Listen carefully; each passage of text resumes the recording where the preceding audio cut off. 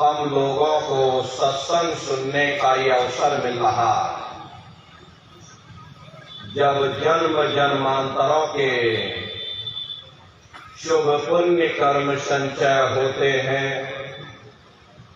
तब बड़े ही सौभाग्य से ऐसा दुर्लभ अवसर प्राप्त होता। सत्संग जल जो कोई पावे, मैल आई सब कट कट जावे। यह ऐसा जल है जिसमें स्नान करके जीव हंस रूप हो जाता है। संतों महात्माओं के सत्संग में कभी किसी जात और बिरादरी, किसी कौम या मजहब या किसी भी व्यक्ति, हम लोग इस संसार में पैदा हो गए।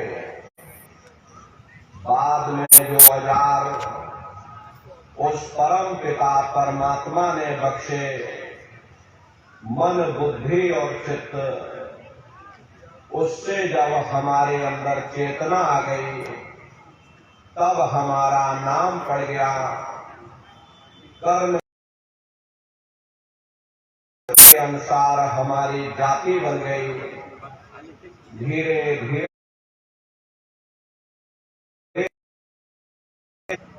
हमने जमीन और जायदाद हासिल कर ली और इसको अपना समझ करके हम आप यहीं पर बैठ गए। फिर जब जाने का वक्त आया, फिर आपको यहां से खाली हाथ भेज दिया गया। ना आप नाम गया, ना आपके साथ जात और बिरादरी गई, ना आपके साथ जमीन और जायदाद गई। जिस छाया को प्राप्त करने के लिए आपने अपना पूरा जीवन गुजार दिया, तो न माया हाथ में आई और न छाया हाथ में आई। खाली हाथ आए थे और खाली ही हाथ आपको यहां से वापस भेज दिया गया। कहने का मतलब ये है कि उस परम पिता परमात्मा ने अपनी दया और कृपा करके आपको ये मनुष्य शरीर दे दिया और आपको स्वतंत्र कर दिया गया कि भाई मैंने तुमको ये मनुष्य शरीर दिया है तुम्हारी जीवात्मा के रहने के लिए। मैं तुम्हारी जीवात्मा को इस मनुष्य शरीर में बंद करता हूं। तुम मेरे मकान के द्वारा उस मालिक की भक्ति करके अपनी जीवात्मा का कल्याण करा लेना। मैंने कुछ समय के लिए तुमको ये किराए का मकान दिया है। जब समय पूरा होगा, मैं अपने सिपाहियों को भेजूंगा। उस समय पर तुम मेरे मकान को खाली कर देना। उस समय न जमीन जायदाद काम आएगी, न जात और बिरादरी काम आएगी।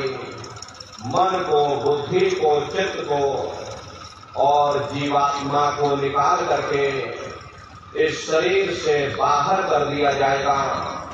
ये शरीर आपका यहीं जमीन पर गिर पड़ेगा, क्योंकि जीवात्मा के निकल जाने के बाद में ये शरीर सिर्फ एक माटी का पुतला है, उससे ज्यादा कुछ भी नहीं। आप इस मिट्टी के पुतले को ले जाकर शमशान भूमि पर जला करके राख कर दोगे। आपकी कौम, आपका मजहब, आपकी जात और बिरादरी, आपका ये नाम उसी शमशान भूमि पर जल करके राख हो जाएगा। जिस जात और बिरादरी के लिए हम लोग लड़ते और झगड़ते थे, जिस धन दौलत को पाने के लिए हमने आपने न जाने कितने बुरे खोटे कर्म किए, तो मौत के समय में न ये जात और बिरादरी काम आई, ना ये धन दौलत का माया, सब कुछ हमारा यहीं छूट गया। और एक जीवात्मा को ले जाकर ऊपर धर्मराज की कचहरी में पेश कर दिया गया। पलक झपकते ही तुम्हारे अच्छे बुरे कर्मों का हिसाब किताब हो जाएगा। धर्मराज तुमको सजा सुना देंगे, ले जाओ इनको फलाने नरक में डाल दो, क्योंकि मैंने इनको मौका दिया था, मैंने इनको मनुष्य शरीर दिया था।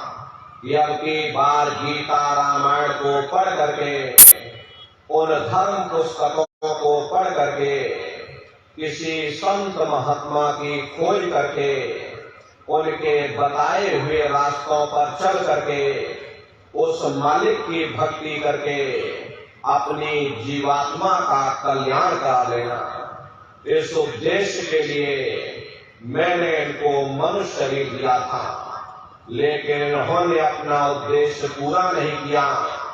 जब ये मनुष्य शरीर में आए, कभी आपने विचार ही नहीं किया या फिर ये मनुष्य शरीर हमको क्यों मिला, क्या इसका उद्देश्य है, मरने के बाद हम लोग कहाँ जाएंगे, हमारे बाल बच्चे कहाँ जाएंगे, हमारे रिश्ते नातेदार कहाँ जाएंगे, हमारे कुटुंब परिवार वाले कहाँ जाएंगे, और कैसे इनकी जीवात्मा का कल्याण होगा। ये पराविद्या महात्माओं की पराविद्या है। हम आप इस जड़ संसार में फंस करके उस पराविद्या से अनभिज्ञ हो गए और अपने उद्देश्यों को भूल गए, अपने वादे को हम आप भूल गए। वो वादा जो हमने आपने माँ के गर्भ में किया था, जब माँ के गर्भ में हम आप उल्टे लटके हुए थे, सिर हमारा नीचे था, पैर हमारे ऊपर थे, उस समय परमात्मा से वादा किया कि हे परमात्मा, इस बार हमको मनुष्य शरीर दे दो, हम भजन करेंगे, भक्ति करेंगे, हम अपनी जीवात्मा का कल्याण करेंगे। लेकिन मनुष्य शरीर मिलने के बाद में ना आपने भजन किया, ना भक्ति की, बस माया की छाया में फंस करके इस विद्या जगत को अपना मान करके हम आप इसी में गोता खा रहे हैं। हरे नर-नारियों, इस दुनिया में हित मित्र भाई बंधु, रिश्ते नातेदार, कुटुंब परिवार वाले, इनमें से कोई भी चीज तुम्हारी जीवात्मा को इस अधोगति से बचा नहीं सकता। हम कौन हैं, कहाँ से आए हैं, हमें जाना कहाँ है, ये मानव मात्र के लिए एक जटिल प्रश्न बना हुआ है। इस प्रश्न का हल तब तक नहीं होगा जब तक इस धरा भूमि पर कोई संत महात्मा फकीर न मिल जाए। इसीलिए वह मालिक अति दया और कृपा करके संतों महात्माओं को इस धरा धाम पर भेजते हैं। संत महात्मा फकीर यहाँ पर आकर के जीवों को समझाने की कोशिश करते कि भाई वो परमात्मा है, वो आपको मिलेगा, जीते जी मिलेगा, इसी मनुष्य शरीर में मिलेगा। इसी मनुष्य शरीर के अंदर जाकर के परमात्मा से मिलने का वह एकमात्र दरवाजा है। उस दरवाजे का भेद केवल संतों महात्माओं को ही प्राप्त है। ये दुनिया के लोग, दुनिया की आवाम जनमानस भौतिकता के ज्ञान को पढ़ करके अहंकार में डूबे रहते हैं कि हमसे बड़ा कोई ज्ञानी नहीं है। लेकिन उन बेचारों को नहीं मालूम कि जहाँ दुनिया का ज्ञान समाप्त होता है, उसी के सिर की चोटी से ये आध्यात्मवाद, आत्मा और परमात्मा का ये गूढ़ ज्ञान, रहस्य विज्ञान प्रारंभ होता। उस विज्ञान को पाने के लिए सबसे पहले यह जरूरी है कि पहले आप मानवतावादी बनो, मानव धर्म और मानव कर्म को अपनाओ। अरे मानव धर्म क्या है कि इंसान इंसान के काम आवे, एक दूसरे की निस्वार्थ भाव से सेवा करे, सत्य दया अहिंसा परोपकार आदि गुणों को अपने जीवन में उतार करके और किसी संत महात्मा की खोज करके उनके बताए हुए रास्तों पर चल करके उस मालिक की भक्ति करके अपनी जीवात्मा का कल्याण करा ले, यही इंसान का सबसे बड़ा मानव धर्म है। लेकिन आज इस कलिकाल में ये दुनिया की आवाम जनमानस इंद्रियों के भोग और वासनाओं में, शराबों और कबाबों में, मांस और मदिरा में सुख ढूंढने की कोशिश कर रही। ये चरित्र पतन जैसे कार्यों को अपना करके ये आवाम जनमानस कैसे सुखी हो सकती? पहले अपने चरित्र जैसे धन को इकट्ठा करो, क्योंकि चरित्र ही सब कुछ है। चरित्र ही मानव धर्म की पूंजी है। जो इंसान अपने इखलाक ईमान को बरकरार रखता वही इंसान चरित्रवान है। ये दुनिया भर के रगड़े झगड़े, पिता पुत्र में लड़ाई, आदमी औरत में लड़ाई, घर परिवार में लड़ाई, समाज में लड़ाई, जातियों में लड़ाई, मुल्क में लड़ाई, हरे नारियों, ये इंसानों का काम नहीं, ये हैवानों का काम है। इसलिए पहले आप इंसान बनो, चरित्रवान बनो, महात्माओं के समीप आओ। वे जो दया का प्रसाद दें उसे खुशी खुशी लेकर के अपने निज घर को जाओ, जहाँ न फिर जन्मना है और ना ही फिर मरना। इसीलिए हमारे गुरु महाराज परम संत बाबा जय गुरुदेव जी महाराज ने आवाम जनमानस के बीच में ये आवाज लगाई है कि ऐ इंसानों, तुम अपने दीन ईमान पर वापस आ जाओ और जिस्मानी मंदिर में बैठ करके भगवान का सच्चा भजन करो, जिससे तुम्हारी जीवात्मा नरकों में जाने से बच जाए। अरे हम माने ना माने, लेकिन संत महात्मा त्रिकालदर्शी होते, वे सब कुछ जानते हैं।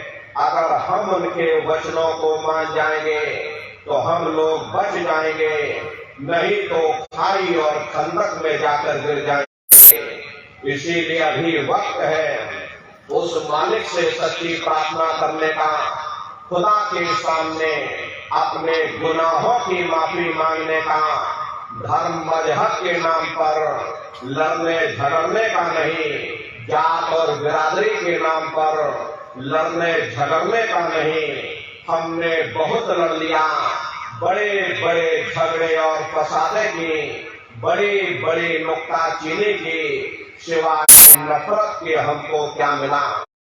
नफरत की ऐसी ज्वाला जली जिसमें घर जल गया, परिवार जल गया, समाज जल गई, जातियां जल गई, अब सारा देश जल उठा।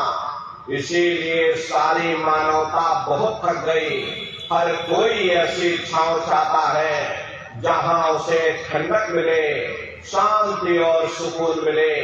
ये सब वही मिल सकते हैं जहां शांति के संदेश होते, सुकून के संदेश होते, मानव धर्म और मानव कर्म के संदेश होते। और ये संदेश केवल संत महात्मा फकीर देते हैं, जो समदर्शी होते हैं, जो समस्त जीवों के अंदर उस प्रभु के अंश को देखते। ऐसे समदर्शी उन महात्माओं की खोज करो। ये मत देखना कि महात्मा किस जाति के हैं, महात्मा किस बिरादरी के हैं। अरे जातियां कर्म के अनुसार बनाई गई, जन्म के अनुसार नहीं। मनुष्य की एक ही जाति है, वो है मानव जाति। और इसी मानव जामे में बैठ करके हमें उस मालिक की भक्ति करनी है। हरे नर नारियों, सुपच जात के भंगी थे, रैदास जी जात के हरिजन थे, मीराबाई जात की छत्राणी थी। अगर वे सब उस मालिक को प्राप्त कर सकते हैं तो आप भी उस मालिक को प्राप्त कर सकते हो। लेकिन बगैर महात्माओं के, बगैर मुर्शिद के कोई भी जीव इस संसार समुद्र से ना कोई पार हुआ, ना ही कोई हो सकता। ये समुद्र ऐसा है जिसके न इस किनारे का पता, न उस किनारे का पता कोई नहीं जान सकता।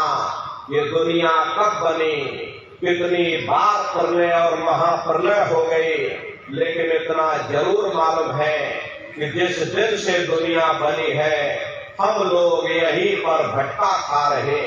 अगर इधर से हवा चली तो नैया हमारी उधर चली गई, और अगर उधर से हवा चल गई तो हमारी नैया डगमगाते हुए इधर चली गई। न जाने कितने युग और कल्प बीत गए, लेकिन हमारी ये नैया आज तक इस भव सागर से किनारे नहीं लगी। इसलिए नर नारियों, सौभाग्य से वक्त का इतना बड़ा वरदान आपको मिला, ये मानव तन आपको मिल गया। न जाने किस महात्मा की दया हो गई, न जाने कौन से जन्म जन्मांतरों के शुभ पुण्य कर्मोदय हो गए जो आपको ये मनुष्य शरीर मिल गया। हर अब की बार मौका मिल गया है, समय रहते हुए अपनी जीवात्मा के कल्याण के लिए थोड़ा बहुत विचार करिएगा, वरना ये समय तुम्हारा निकलता चला जा रहा। अरे मिले नर देविया तुमको, बनाओ काश कुछ अपना, और पचो मत आए जग में, जानियो रैन का सुपना। हरे नर नारियों, जैसे रात में हम लोग स्वप्न देखते हैं, हालांकि उस समय पर हमें स्वप्न सच मालूम पड़ता, असली प्रतीत मालूम होता, लेकिन जब हम सुबह उठते हैं, जब हमारी आंखें खुलती हैं, तब हमें होश आता, नहीं भाई हम तो स्वप्न देख रहे थे, ये सब भ्रम है। ठीक उसी प्रकार से ये दुनिया भी 10, 20, 100 साल का स्वप्न है। अब आप कहोगे हम जाग रहे, परंतु प्रेमी भाई बहनों, ऐसा हरगिज नहीं है। जिस दिन मौत का वक्त आएगा, अरे आप रोगे, हाय हाय करके चिल्लाओगे कि हाय हमने सारी जिंदगी यूं ही स्वप्न में गुजार दी, जागने का समय तो अभी आया, जो कुछ करना था भी करना था। लेकिन प्रेमी भाई बहनों, अब पछताए हो क्या, जब चिड़िया चुग गई खेत। महात्मा प्रेम से जीवों को समझाते हैं, भाई देह और ग्रह सब झूठा, भरम में काहे को खपना। ये घर बार हमारा अपना नहीं, हरे पराया देश है। ये सराय खाना है, ये मुसाफिर खाना है। ये शरीर भी तुम्हारा अपना नहीं, ये भी काल का पिंजरा है, किराए का मकान है, पराया मकान है। किसी को 40-50 साल के लिए मिला, किसी को 80-90-100 साल के लिए मिल गया। हर जितने जितने श्वास उस मालिक ने बख्शे हैं, उसे भुगतने के बाद में हमें शरीर को यही छोड़ जाना। श्वास धारा नित्य ही जारी, एक दिन खाली चाम। हरे प्रेमी भाई बहनों, एक तालाब पानी से चाहे कितना भी क्यों न भरा हो, आप एक छोटी सी नाली काट कर खोल दीजिए, तालाब में छोटा सा छेद कर दीजिए, तो सारा पानी ही तालाब से बाहर निकल जाएगा। ठीक उसी प्रकार से हमारा ये शरीर भी श्वासों का भंडार है। जब तक श्वासों का भंडार जारी है, हम दुनिया के कामकाज में फंसे हुए, दुनिया के कारोबार में उलझे हुए।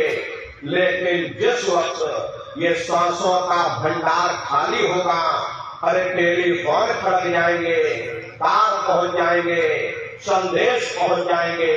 सब रिश्ते नातेदार, सब कुटुंब परिवार वाले, सब अड़ोस पड़ोस वाले मिनटों सेकंडों में इकट्ठे हो जाएंगे।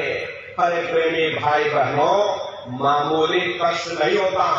मौत के समय में घनघोर पीड़ा होती है। सहजो भाई ने उस पीड़ा को बयान किया कि सहजो मौत आईया, अंग अंग दिया तोड़, और हिया जरे छाती फटे, उठे पीर घनघोर। गुरु महाराज सत्संग में फरमाते थे कि जैसे 1 लाख बिच्छू एक साथ हमारी जिस्म पर डंक मारे, उससे भी लाखों करोड़ों गुना ज्यादा मौत के समय में दर्द होता है। जब मृत्यु आती है तो किस तरह से प्राण निकलते, प्राणों की निकलने की क्या प्रक्रिया होती है, जरा उसे भी आप लोग समझ लीजिए।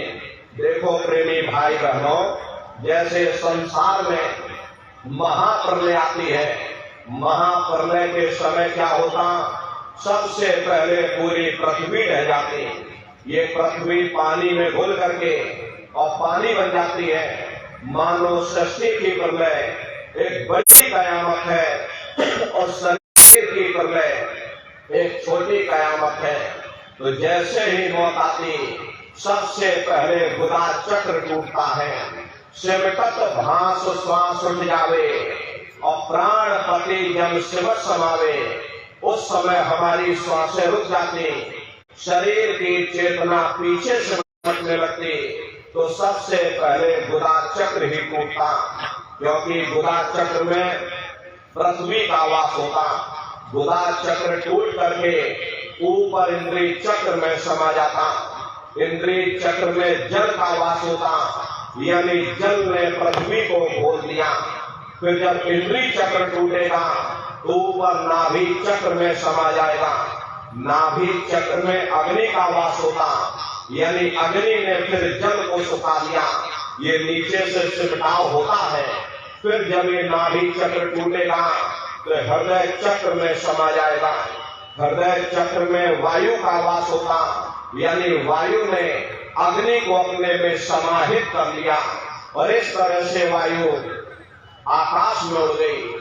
जब यह कर्म कलायुक्त जावे और बुद्धि सूरत की आन लगावे, जब यह जीवात्मा पांचों तत्वों को लान करके जल पृथ्वी अग्नि वायु आकाश पांचों तत्वों को लान करके ऊपर आती है, तो काल दार में आन दबानी और जब ढर के नेलन से पानी, जब काल अपनी दार में दबाता उस समय नेत्रों से पानी निकलता। इंद्रियां टूट टूट करके चकनाचूर हो जाती। सब रिश्ते नातेदार खड़े रह जाएंगे। डॉक्टर वैद्य हकीम सब आपको घेरे रह जाएंगे, लेकिन आप अपनी पीड़ा को उस समय अपने मुख से बयान नहीं कर पाओगे। सिर्फ आपके नेत्रों से सुटकेंगे।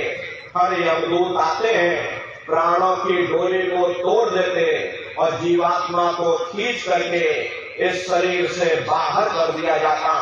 और जैसे ही जीवात्मा शरीर से अलग हुई, ये शरीर आपका मिट्टी हो जाता।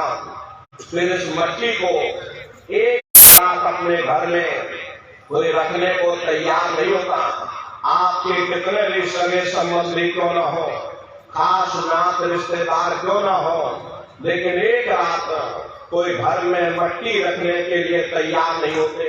कहते भाई जल्दी करो जल्दी करो, अब इनकी शकल देखने में हमको डर लग रहा, जल्दी से बाजार से कफन खरीद के लाओ, जल्दी से लकड़ियां खरीद के लाओ, अरे जल्दी से पिता तैयार करो, इनको घर में से जल्दी से उठा ले जाओ, वही शमशान भूमि पर जला देना।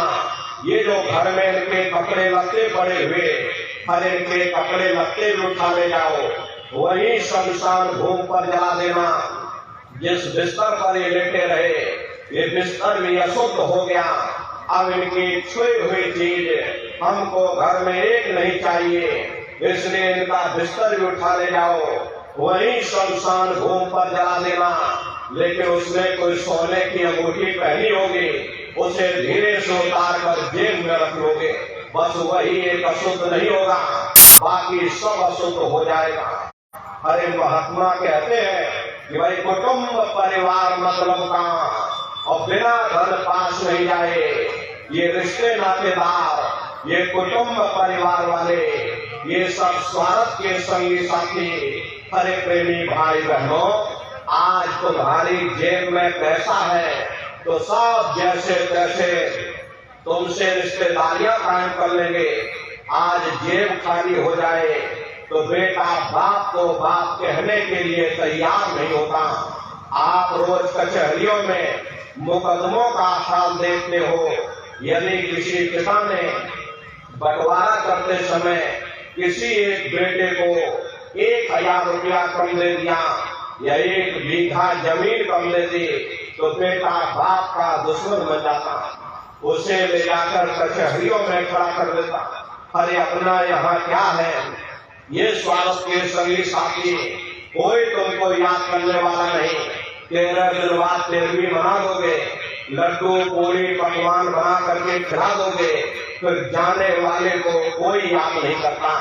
अभी बूढ़े बुजुर्गों से पूछा जाए कि क्या आपको अपने माँ बाप की याद आती है, तो कहेंगे भाई नहीं आती। अरे क्यों नहीं आती, तुम्हारे माँ बाप थे, तुमको पाला पोसा बड़ा किया, खुद भूखे रहे होंगे, तुम्हारा पेट पाला होगा, तुमको तुम्हारे माँ बाप की याद क्यों नहीं आती?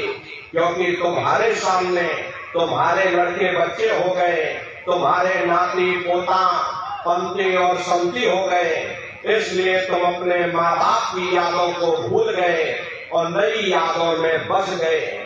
ऐसे ही प्रेमी भाई बहनों, एक दिन सब तुमको भी भूल जाएंगे, कोई किसी को याद करने वाला नहीं। ये कहानी तो शमशान भूमि पर समाप्त हो गई। उधर देखो क्या होता, तुम्हारी जीवात्मा को ले जाकर के ऊपर धर्मराज की कचहरी में पेश कर दिया जाएगा। वहाँ पलक झपकते ही तुम्हारे अच्छे बुरे कर्मों का हिसाब किताब हो जाएगा। धर्मराज तुमको सजा सुना देंगे, ले जाओ इनको फलाने नरक में डाल दो, क्योंकि मैंने इनको मौका दिया था जब ये माँ के घर में उल्टे लटके हुए थे।